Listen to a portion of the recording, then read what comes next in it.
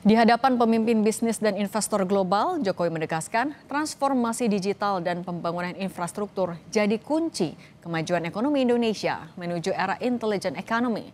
Bagaimana membaca makna pidato Jokowi dan apakah ini menunjukkan Jokowi masih diperhitungkan di mata dunia?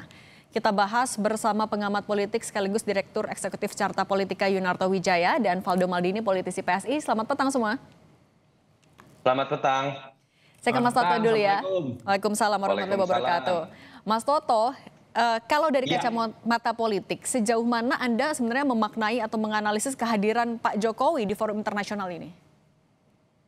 Ya, ini memang sudah selayaknya seorang mantan presiden, apalagi untuk negara sebesar Indonesia, mengambil lebih banyak peran dalam forum-forum seperti ini. Ketika berbicara sudah selesai purna tugas menjadi seorang presiden, apalagi Pak Jokowi 2 periode ya. Artinya kan memang harusnya level beliau ada di level negarawan. Dan saya cukup bangga melihat Pak Jokowi tadi bukan hanya bicara dialog searah. Sebelumnya barusan saja saya nonton di channel News Asia dialog interview dan saya agak kaget ya. Beliau biasanya pada saat menjadi presiden agak berhati-hati untuk menerima interview dan menjawab dalam bahasa Inggris. Sekarang beliau langsung menjawab dengan bahasa Inggris. Dan memang ini yang seharusnya dilakukan oleh seorang mantan presiden. Ibu Mega juga tahun ini misalnya ke Roma dan ke Beijing, Pak SBY juga ikut dalam forum malaria di New York, lalu kemudian juga di Tokyo untuk membahas krisis multidimensi. Dan menurut saya ini yang seharusnya dilakukan oleh mantan presiden. Kita bicara di negara lain pun seperti, dan saya sangat senang melihat seorang mantan presiden menghabiskan banyak waktunya untuk sharing, berbicara pengalaman kerjanya selama 10 tahun tanpa kemudian kepentingan politik dan elektoral apapun. Itulah mengapa di satu sisi yang lain saya selalu menyayangkan kalau seorang mantan presiden termasuk Pak Jokowi itu kemudian malah ditarik-tarik dalam kepentingan yang sifatnya lebih sempit, kepentingan elektoral. Saya sedih melihat Pak Jokowi sebagai mantan presiden misalnya menghabiskan waktu berbicara mengenai relawannya. Lalu kemudian pada masa pilkada malah kemudian menjadi juru kampanye dalam tanda kutip atau digunakan oleh kepentingan tertentu untuk mengendorse. Karena level seorang mantan presiden, apalagi Jokowi yang 2 periode harusnya bisa sharing banyak hal tentang kinerja, itu bukan pada wilayah ini. Itulah mengapa saya dulu pendukung Jokowi. Dari 2014, 2019 termasuk ketika dalam kontroversi apakah Jokowi layak maju atau tidak dari gubernur menjadi presiden. Tapi pada titik kemudian Pak Jokowi menempatkan dirinya hanya menjadi sosok elektoral, lalu kemudian harus menghabiskan energi mendongkrak posisi anaknya menjadi wapres. Pada titik itu menurut saya seharusnya beliau bisa berkiprah lebih, dan saya berharap seperti apa yang terjadi di Singapura itu lebih sering akan beliau jalankan ke depan. Nah, oke. Kalau Mas Valdo sebenarnya dari beberapa poin yang disampaikan kan mayoritas adalah infrastruktur dan juga ekonomi. Sebenarnya apa yang mau dipamerkan Pak Jokowi sih di forum internasional ini? Iya, Mbak Cynthia. Dengan Cindy, Mas Valdo. Mbak Cindy. Ya Mbak Cindy, karena kan yang kita lihat bahwa ini adalah sebuah laporan kerja yang telah dilakukan, bukan glorifikasi apa yang sedang dikerjakan gitu. Jadi I've done this in the past 10 years katanya begitu. Jadi ini kan pesannya sederhana bahwa bukan pamer, bukan defensif, tapi bicara soal strategi dasar yang membangun ekonomi negara sebesar Indonesia gitu. Kan starting pidatonya itu adalah gimana caranya membangun ekonomi sebuah negara dengan penduduk 280 juta orang. Nah, itulah yang harus dijawab oleh presiden yang ada di Indonesia, dan kami kira apa yang disampaikan Pak Presiden, Pak Jokowi adalah membangun fondasi terlebih dahulu gitu. Kan dia juga presiden ke-7 kan sebutannya. Kan nggak ada mantan presiden ya Mas Toto ya. Bu Mega pun presiden ke-5 gitu. Jadi ini sangat masuk akal membangun fondasi dulu, karena tanpa jalan, tanpa pelabuhan, tanpa listrik, tanpa internet, nggak ada tuh tadi bicara digital, ekonomi, startup tumbuh, QRIS dan sebagainya. Jadi memang kita lihat apabila mengacu ke beberapa negara-negara lain, Mbak, itu juga dilakukan oleh negara yang teknologinya maju, ekonominya maju, seperti Korea, Tiongkok, Singapura gitu. Emang membangun kondisi fisik dulu, infrastruktur sebelum kita ngomong teknologi. Nah, dalam 10 tahun itu Pak Jokowi melakukan pembangunan itu secara cepat, termasuk keluar dari krisis COVID yang juga sempat membuat ekonomi kita melambat. Jadi Di sisi lain, ini adalah sebuah upaya yang keren kami kira ya karena beliau yang diundang. Nah, kalau soal elektoral, nantilah Mas Toto. Nah, oke, Udah kalau baik-baik kata Pak Cindy. nah kalau gitu tapi Mas Toto, ada dampaknya nggak ke dinamika politik domestik ketika Pak Jokowi masih memberikan pidato di forum internasional? Anda melihat Pak Jokowi masih menjaga relevansinya?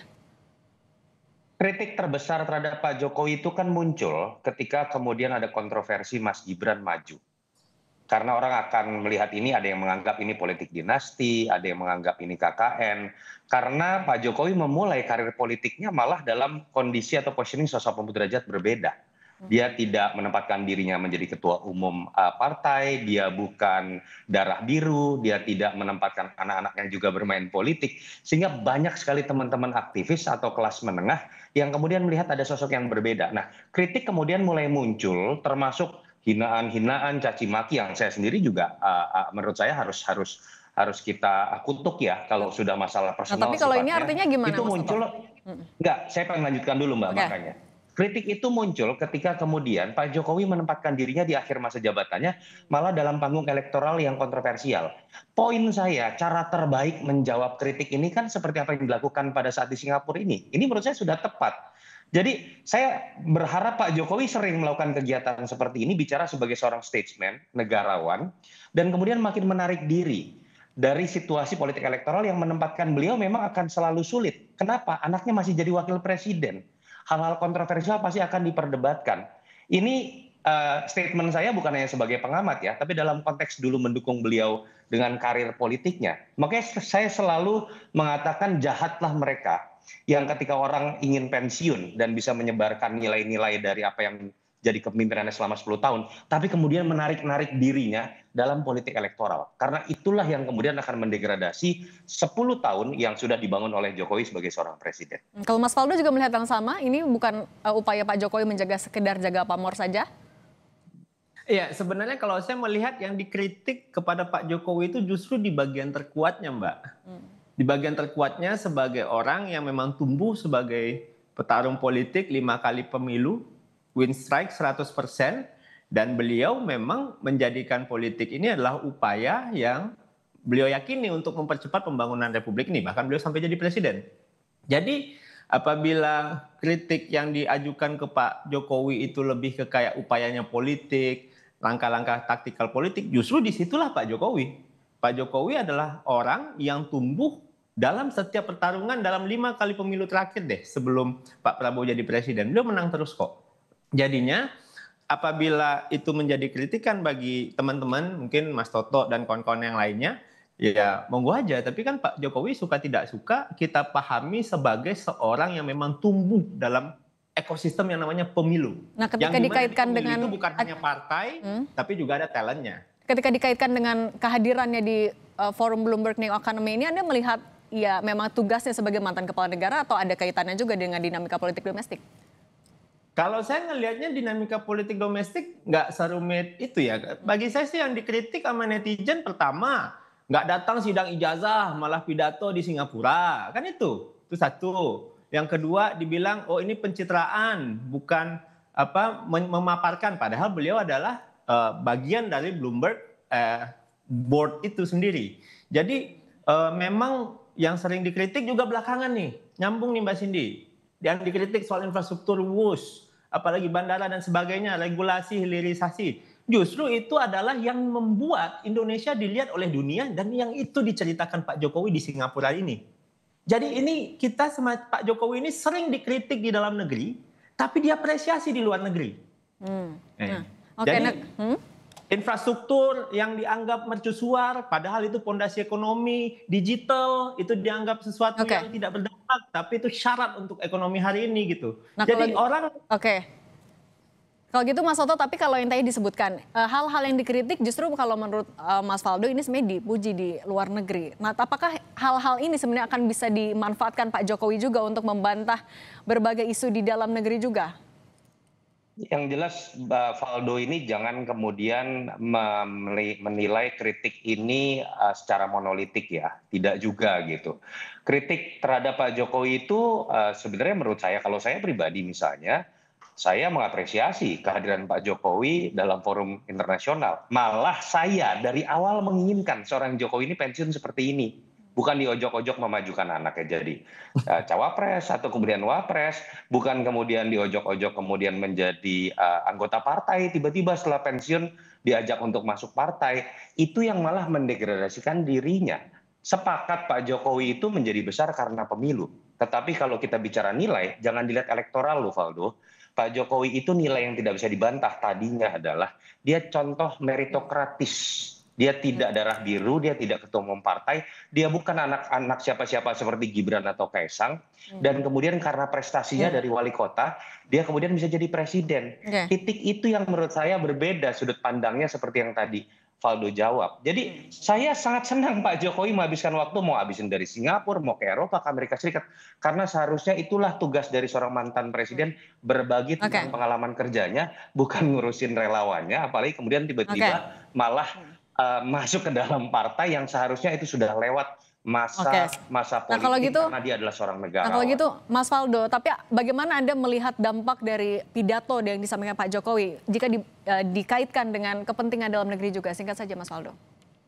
Iya, yang pasti kita itu kan kalau bicara kritik ya, ini mungkin harus lanjut lagi Mas Toto nih. Tapi intinya ini bukan sesuatu yang sinism lah ya. Nah yang jelas dari pidato itu kami lihat itu bukan drama ya, tapi itu adalah refleksi kebijakan Mbak. Policy reflection lah yang dilakukan oleh Pak Jokowi. Dan saya kira betul bangsa ini butuh banyak percakapan yang rasional seperti apa yang disampaikan oleh Pak Jokowi. Jadi mending kita bahas apa yang sudah dibangun, apa yang sudah dikerjakan, dan itu menjadi inspirasi bagi orang-orang di luar negeri. Nah, sementara memang banyak kritikan terhadap Pak Jokowi, termasuk yang dari Mas Toto dan kawan-kawan terkait upaya dan langkah politik Pak Jokowi, ya kita jangan sampai juga menghakimi Pak Jokowi dengan standar yang kita miliki gitu loh. Karena Pak Jokowi memang manusia politik yang tumbuh dalam pemilu, bisa jadi dia tidak bergabung dengan partainya sebelumnya ya nggak masalah, tapi beliau punya kebebasan untuk itu. Kira-kira segala sesuatu yang jangan dikaitkan secara elektoral, itu aja Valdo. Kita sedang berbicara mengenai nilai yang harusnya disebar oleh seorang mantan presiden dan jangan rendahkan beliau hanya selalu bicara konstelasi elektoral. Oh tidak soal elektoral saja, tapi tentang Anda selalu kaitkan dengan elektoral dan pemilu. Saya tidak berbicara itu. Langkah politiknya dan juga itu di luar partainya sebelumnya, paling gitu. Itu Anda bicara elektoral lagi, kita bicara nilai. Kalau gitu. Mas Valdo Maldini, politisi PSI, dan Mas Yunarto Wijaya, Direktur Eksekutif Carta Politika. Terima kasih sudah berbagi pandangan di Kompas Petang. Sehat selalu semuanya. Saudara anggota Balik DPR yang juga Waketum Partai Demokrat, Beni Kaharman, singgung tudingan ijazah palsu. Beni memuji Hakim MK Arsul Sani yang berani tunjukkan ijazahnya usai dituduh gunakan ijazah palsu.